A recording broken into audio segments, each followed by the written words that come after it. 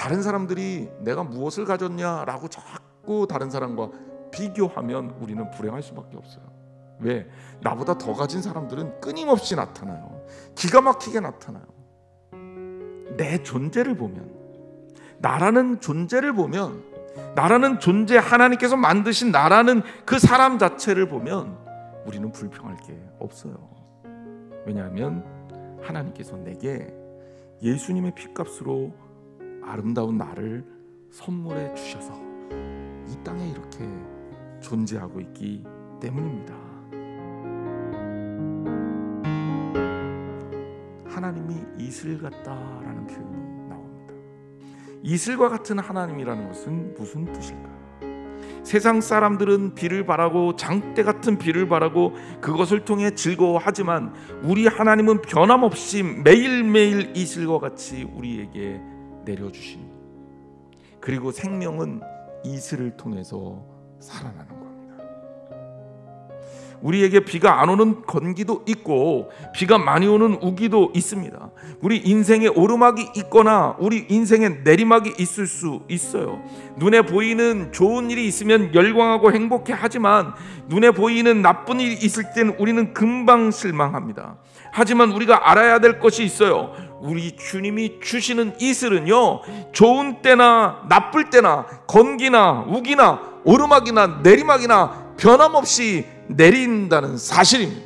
하나님의 은혜는 한결같은 거예요. 자, 두 번째 언급된 것은 레바논의 백향목 같이 뿌리가 박힌다라는 표현입니다. 근데 이 백향목은요, 열대지방에 있는 나무들처럼 쑥쑥 크는 나무가 아닙니다. 조금씩 꾸준하게 나이를 먹어야 커가는 나무예요. 자, 그러기 위해서 이 나무가 많이 크고 위로 점점 더 크기 위해서 이 나무는 어떻게 해야 되느냐? 뿌리가 깊어야 돼요. 주님이 주신 말씀이 뭡니까? 이스라엘 민족이 레바논 백향목처럼 뿌리가 박힌다는 이야기는 너희가 지금 어려움을 겪고 있지만, 하지만 그럼에도 불구하고 아침 이슬처럼 내리는 주님의 은혜 덕에 너희는 뿌리가 박혀가며 나중엔 어떻게 될까요? 뿌리가 깊은 나무는 어려움이 와도 흔들리지 않고 바람이 불어도 넘어지지 않고 가물어도 메마르지 않고, 그리고 나이를 먹으면 어떻게 될까요? 점점 커서 반드시 자라서 너무나도 아름답고 귀한 나무가 된다는 말씀이고 예언입니다. 하나님의 말씀이 여기에서 끝나는 게 아니에요. 축복된 말씀이 이어집니다. 가지가 퍼진다는 건 뭘까요? 나무가 번성하고 그리고 성장한다는 얘기죠. 교회로 따지면 이스라엘 민족의 수적인 증가, 즉 보기에도 풍성하고 너무나도 멋진 나무가 된다라는 이야기입니다. 또 더 나아가서 아름다운 감람나무 같다라는 것은, 이 아름다운 감람나무가 아름다움의 상징처럼 쓰여지고 있는데, 아름다움이라는 건 뭐예요? 겉으로 드러나서 보여지는 것 아닙니까? 오늘 우리 크리스찬들이 하나님 안에 은혜 받고 아침 이슬 같은 주님의 은혜 가운데 산다면 우리의 태도는, 우리의 보여지는 것은 마치 아름다운 감람나무처럼 그렇게 성숙해야 되지 않겠습니까? 가지는 퍼지고 아름다움은 감람나무 같다라는 이 표현은 외적인 성숙과 내적인 성장, 즉 외적으로 보여지는 번영과 번성, 그리고 내적으로 안에 갖추고 있는 아름다운 영적 건강함을 모두 다 축복하는 거라고 볼 수 있습니다.